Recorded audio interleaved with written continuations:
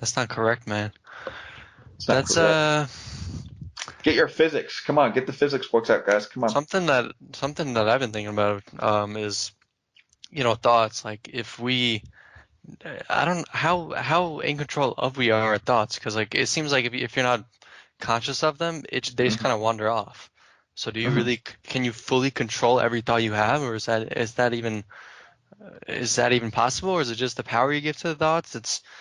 I don't know. I kind of think about that a lot. I'm like, why am I thinking this thought? I'm like, I shouldn't think this thought. Okay, think positive thoughts. Then you think Yeah. positive thoughts. Now you're trying not to think negative thoughts. Now you're thinking negative thoughts.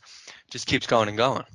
So, I mean, maybe it's like meditation that they say is, you're supposed to become the watcher. You're supposed to be the awareness behind those thoughts. Don't give Hmm. them power. Don't give them too much meaning. They're just thoughts. Your awareness. You're not those thoughts. Because the stream of thoughts, I don't know if you could ever fully eliminate that or control it fully. So that's something that I've been like kind of sitting on for a while. Thoughts are pretty wild, man. I mean, who knows where they even come from? You can't see them. They're not tangible, Well, but they. do you believe that there's outside influences on Uh, on well, a yeah, person? Like, do you think obviously, things? man. So, Obviously, like, man. I think, yeah, and I agree. So, you have other people. I think other people's energy can influence you. Yeah, the If, media, television, everything influences your thoughts.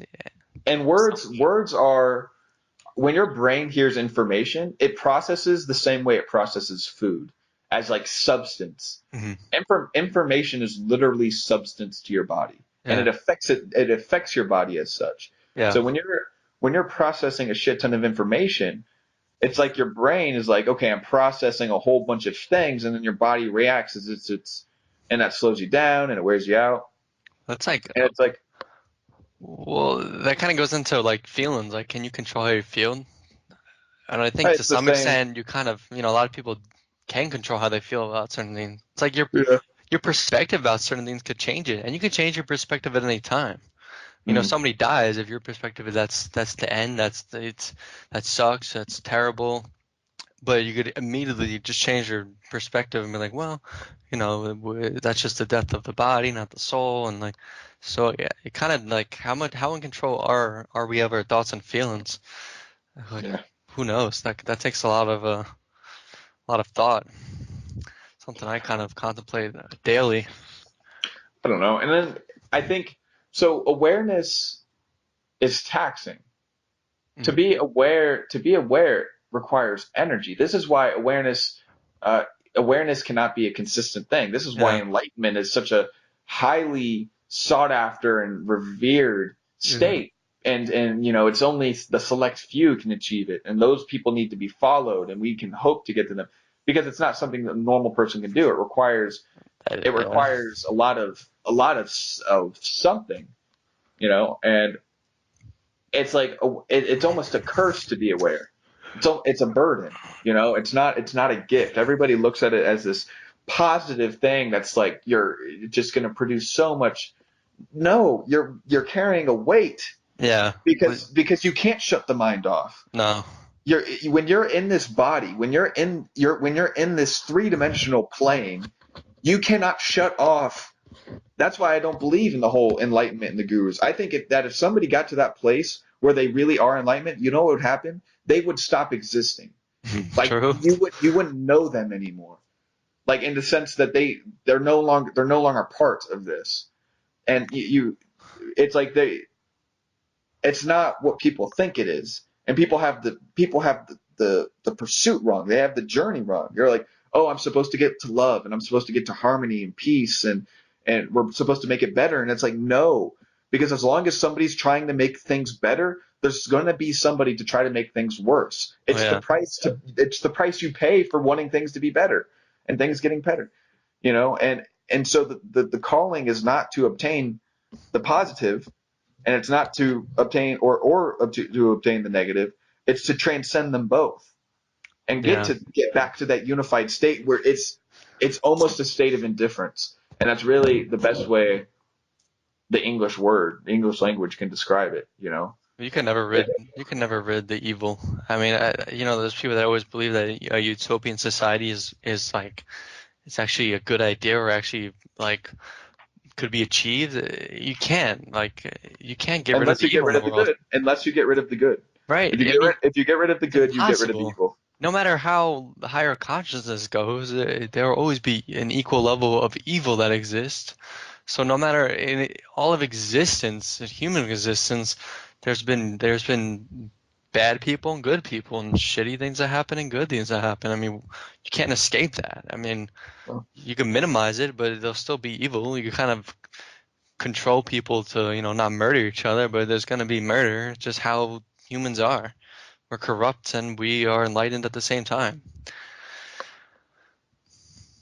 yeah, it's a savage world, man. Savage. Yeah, that's why you can't really cling to, let me try to be positive all the time because you can't do that. You It's can't not cling to one or realistic. the other. You're Yeah, not looking at reality. You're not looking for truth. You're looking for an ideology to make you feel better, and then yeah, you're just as bad as the people you're fighting. yeah, That's the thing is that, it doesn't matter what you stand for. It doesn't matter how pure the cause. It matters the position. Oh, excuse me. God bless you. It matters the position of the individual, Hmm. you know, and that's just what it comes down to.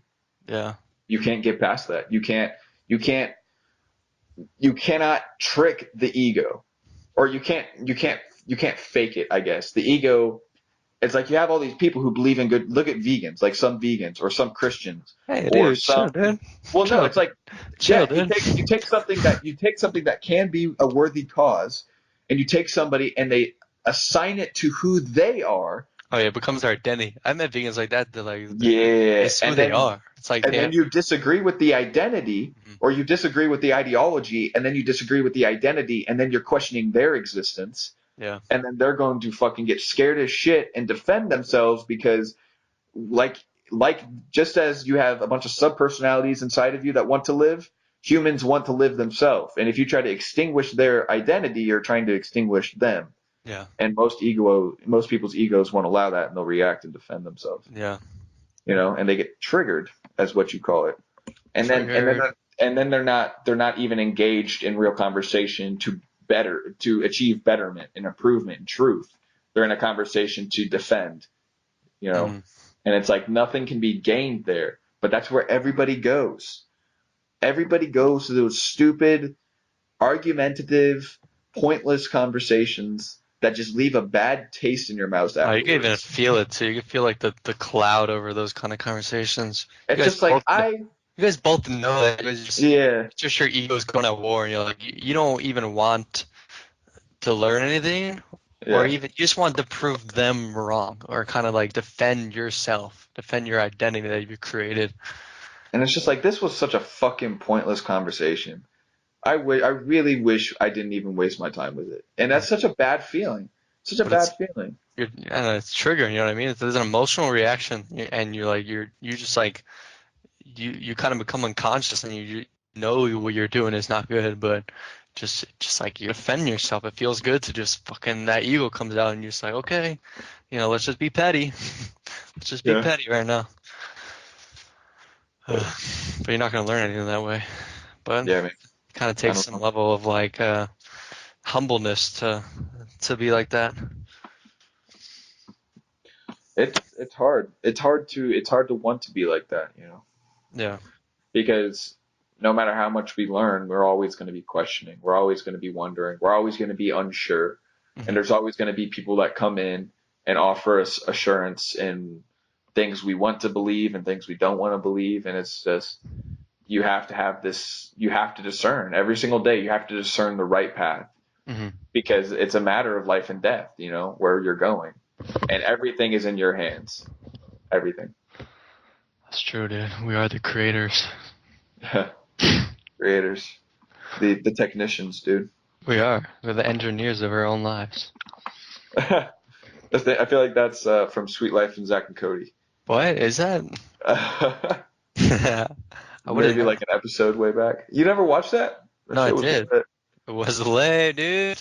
Sweet Life and Zach and Cody living in a hotel. I mean, that's the life.